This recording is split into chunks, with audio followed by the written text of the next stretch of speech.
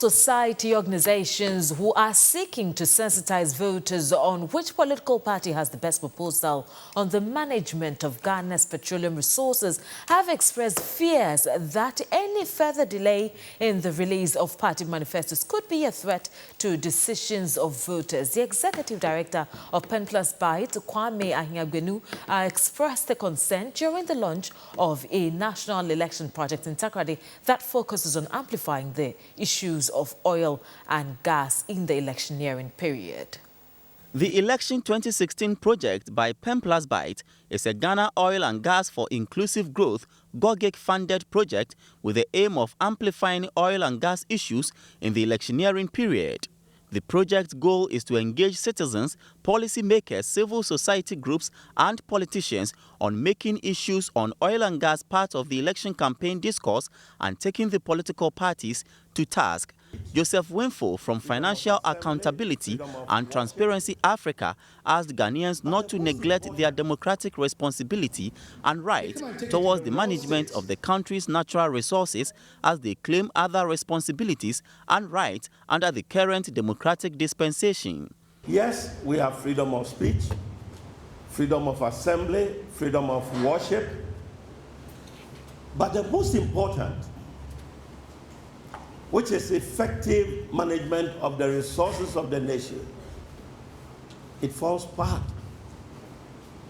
of the freedoms. It forms part of our democratic dispensation, simply because without effective management of your resources, you will not be able to provide certain basic requirements like potable water and so on, which is a right for all citizens to have access to.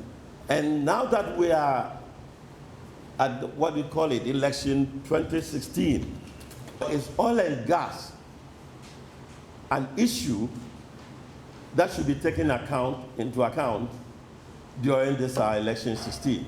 The Omanhene of Esikado, Nana Kobinan Ketia, said it is time Ghanaians demanded the best from the use of their resources. Please be very careful about defining natural resources.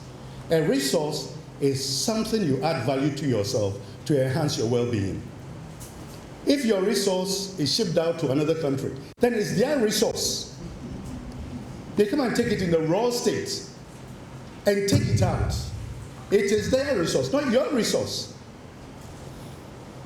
It may be natural, it may be growing in your area, but you don't use it for anything to enhance your lifetime. Dr. Steve Mantia of Gati was a panel member put in place to tease out issues on whether or not oil and gas matters in the elections. We need to challenge the political parties to show us their strategy for maximizing our benefits from the oil and gas sector. And here, I do not expect them to talk about just how they use the revenues, but how they integrate the sector into the rest of the national economy. We know that when we produce gas, we get main gas for power.